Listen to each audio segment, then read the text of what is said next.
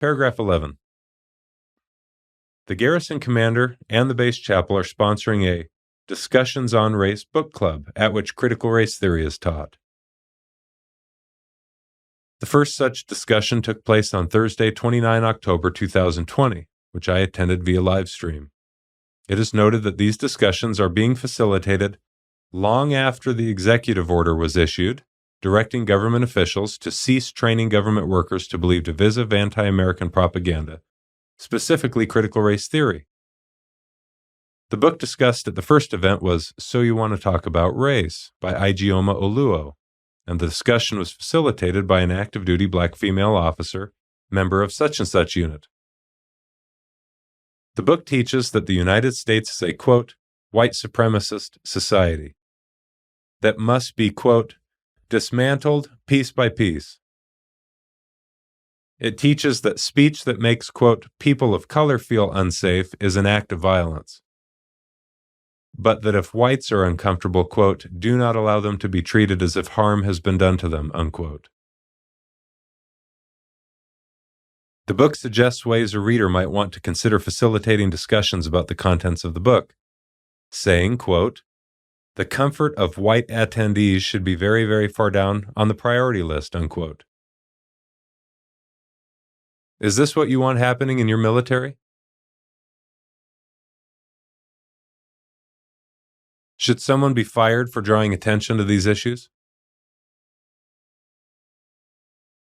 Unless it seems this is about me, I'm over this.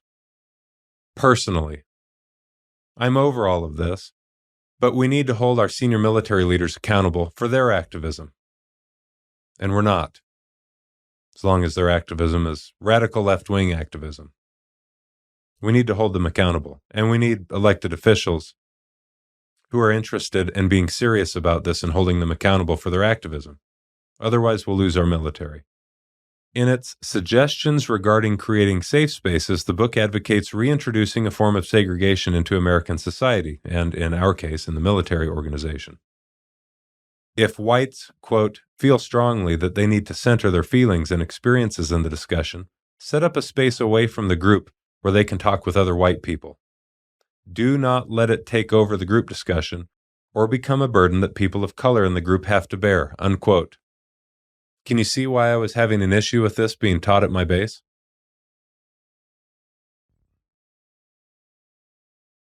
Further, the book emphatically touches upon the many other aspects comprising critical race theory, topics such as privilege, intersectionality, police brutality, cultural appropriation, and microaggressions.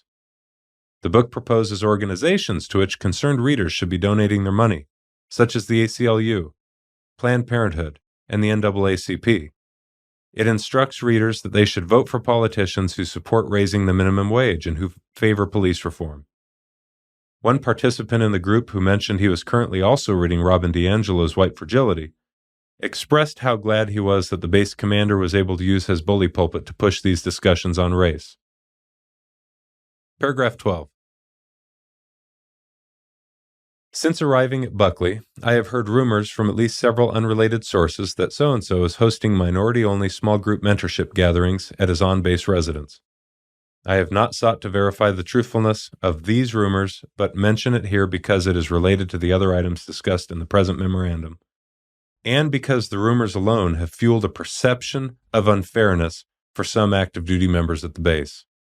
Finally, paragraph 13, and this is the last paragraph of this written complaint.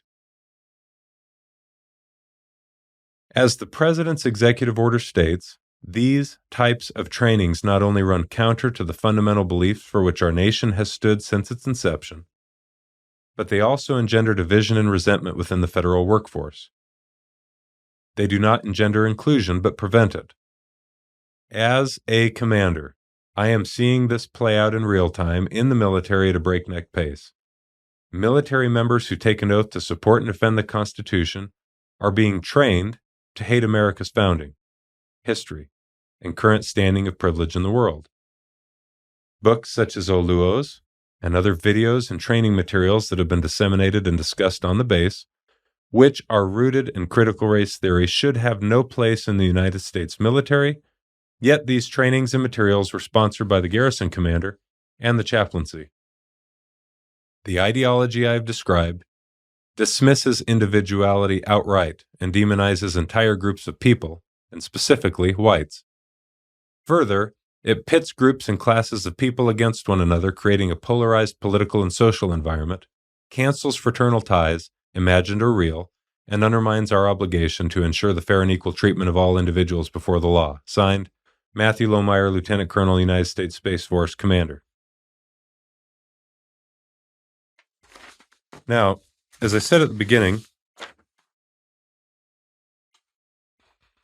the reason I think it's important to share that in its entirety is because I've only ever before shared that piecemeal, in parts, and I've made reference to those things, but I've never read it. Again, I've read it without using the specific names of the individuals involved. Frankly, that doesn't matter to me nearly as much as the idea that we eradicate political activism from our active duty, from the entire Defense Department, from all of our federal agencies, specifically our uniformed services. There is no place for political activism.